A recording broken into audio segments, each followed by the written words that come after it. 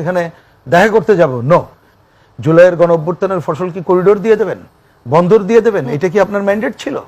একটা আন্দোলনে শহীদ হয়েছে 30 লক্ষ মানুষ যে শহীদ হয়েছিল মুক্তিযুদ্ধের সময়, 30 লক্ষ।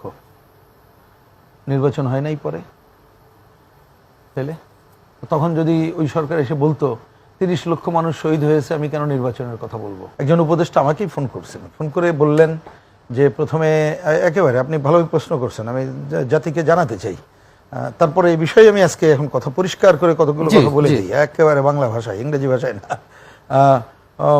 প্রথমে তার আগে একটু বলতে, আপনি খেয়াল করবেন, আগের দিন বিএনপিকে ডাকলো, আমরা পত্রিকায় দেখলাম বিএনপি আর জামাত, না এটি প্রথমে দেখলাম, আকস্মিকভাবে দেখলাম এনসিপি, প্রথমে তো ছিল না।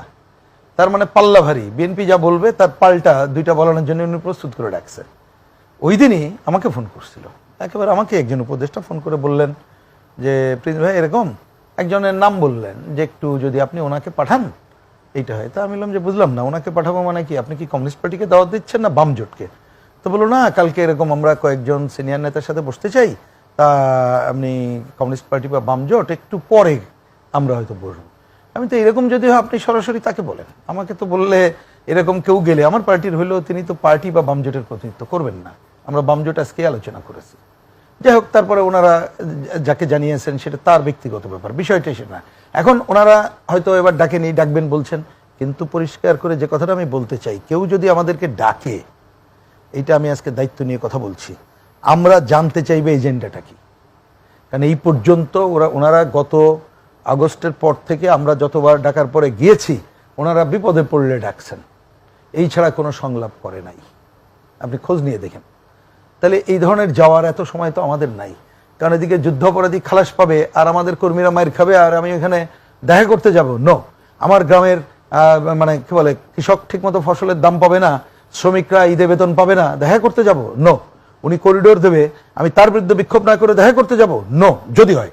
কিন্তু দেশের স্বার্থে প্রয়োজন হলে ডাকলে অবশ্যই যাব, এটা বোঝার জন্য বলে। কিন্তু আমরা এই ধরনের একটা বিপদে পড়ছে, তাকে উদ্ধার করার জন্য দরকার নেই এই যে পদত্যাগের বিষয়টা। তো এইবারে যে সংকট হলো, এই সংকটের তৈরি কে? আমরা তো বলি ওনারা করেছেন পুরো সংকট।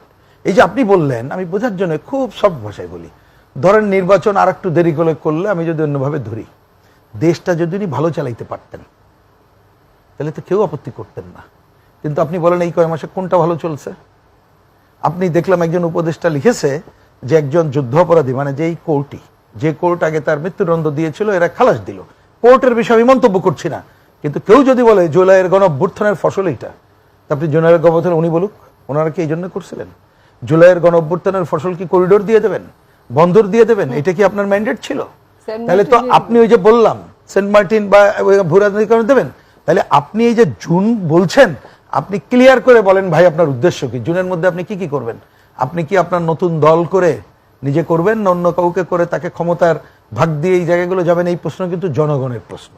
সুতরাং উনি কেন দেরি করতেছে এটা কথা বলতে হয়, মানে ঠিক বলতে হবে। আমাদের অঙ্ক সোজা, আমরা যে বলেছি শুধু নির্বাচন চাই না, দেখেন তিনটা কথা ওনারা বলছেন, সাথে আমরা একমত, কমিউনিস্ট পার্টি বাম জোট একমত। 1 নম্বর বিচার, আপত্তি নেই, কিন্তু বিচার মানে কি আপনি ভালো জানেন, বিচারের কাজ দৃশ্যমান করতে হবে। আপনি তো সব শেষ করতে পারবেন না, কিন্তু এমন ভাবে করবেন যাতে প্রশ্নবিদ্ধ না হয়। কিন্তু দেখবেন এইবারই অলরেডি এই যে কি রিভিউ খালাস নিয়ে দেখলাম উকিলরাই প্রশ্ন তুলেছে, আগে যিনি কি দায়িত্বে ছিলেন উকিল ছিলেন, এবারও তিনি সরকারের পক্ষে নাকি। তা সেই প্রশ্ন কিন্তু যদি ওনারা ভুল করেন এটা কোশ্চেন থেকে যাবে। তাহলে আপনি বিচারে দৃশ্যমান করতে তো সময়ের ব্যাপার না, একদিন নতুন করে তার জন্য ভোট পিছানোর কোনো কারণ নেই। ইচ্ছা করলে আপনি কালকেই ভোট দিতে পারেন, অলরেডি কাজ চলতেছে। দ্বিতীয়ত সংস্কার মানে কি, নির্বাচন ব্যবস্থার আমূল সংস্কার করে নির্বাচন দিতে আমি আজকে এটা কি মাস, মে মাস, তো মে মাস, জুন জুলাই আগস্ট সেপ্টেম্বরে নির্বাচন সম্ভব, ডিসেম্বরে যাওয়া লাগবে না, এতদিনও লাগবে না। আমরা দায়িত্ব নিয়ে কথা বলছি, নির্বাচন কমিটি সংস্কারের যে দায়িত্ব দিচ্ছে বদিউল আলম মজুমদার, ওনার সাথে রাজনৈতিক দলগুলো ডায়লগ হোক, নির্বাচন ভালো নির্বাচনের জন্য যা যা দরকার, টাকার খেলা বন্ধ, পেশি শক্তি বন্ধ, প্রশাসনিক কারসাজি বন্ধ, ভয় দেখানো বন্ধ, খুবই সম্ভব বলে আমরা মনে করি। প্রশ্ন তো উঠছেই যে এই অন্তর্বর্তী সরকার যখন আসলেন, আপনাদের ম্যান্ডেট নিয়ে আসলেন, তখন একটা ভঙ্গুর একটা পুলিশি ব্যবস্থা পেলেন, একটা সবকিছুতে একটা ভঙ্গুর একটা অবস্থা পেলেন, আপনারাই বলেছেন। সেই জায়গা থেকে তো এগুলো তৈরি করার জন্য, এগুলো নির্বাচনের জন্য তৈরি করার জন্য তো সময়ের প্রয়োজন আছে। বলেন না, সেটা আমি বলছি যে উনি কি বলেছেন?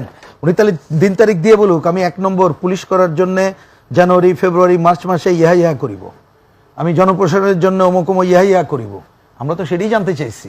আমরা এই যে বললাম না, এই 3 মাসের মধ্যে ভালো নির্বাচন নেই, ওইটাও কোনো সমস্যা না। একটা আন্দোলনে শহীদ হয়েছে 30 লক্ষ মানুষ, যে শহীদ হয়েছিল মুক্তিযুদ্ধের সময় 30 লক্ষ, নির্বাচন হয় নাই পরে। তাহলে তখন যদি ওই সরকার এসে বলতো 30 লক্ষ মানুষ শহীদ হয়েছে, আমি কেন নির্বাচনের কথা বলবো? আপনি তো এই যুক্তি মেলে না। নির্বাচন মানে কি? গণতন্ত্রের পথে যাত্রা। যারা শহীদের জীবন দিয়েছে কি জন্য? গণতন্ত্রের পথে যাত্রার জন্য। আপনাকে নির্বাচন পয়েন্টটা তো ভুল উপস্থাপনা, তাহলে সেইটার জন্য লাগবে। সুতরাং আমার মনে হয় যে এইটা কারেক্ট না। আর যেটা বলছেন, আমরা তো এইটাই বলছি যে উনি যত দেরি করবেন, উনি যেভাবে মাখায় জোকায় ফেলছেন, সেটা তো সংকট তৈরি করবেন। সচিবালয়টা হইলো কেন? এর জন্য দায়ী কি আমরা নেব? উনি যে সংস্কার কমিটি করেছে, সংস্কার কমিটির আলোচনা বাদ দিয়ে কেন উনি ওই ধরনের অধ্যাদেশ জারি করে ওই নিয়মটা করলেন? যদি ধরে নিলাম, আমি ওই নিয়ম নিয়ে যেহেতু আলোচনা করছি না, ওইটা যদি করতে হয় তাহলে আলাপ আলোচনা করে করবে না? তো সেটা করলেন না কেন? আপনি রাজস্ব বোর্ডের যে বিষয়টা, আপনি যদি এটা করতেই হয় তাহলে তাদের সাথে আলাপ আলোচনা করে করলেন না কেন?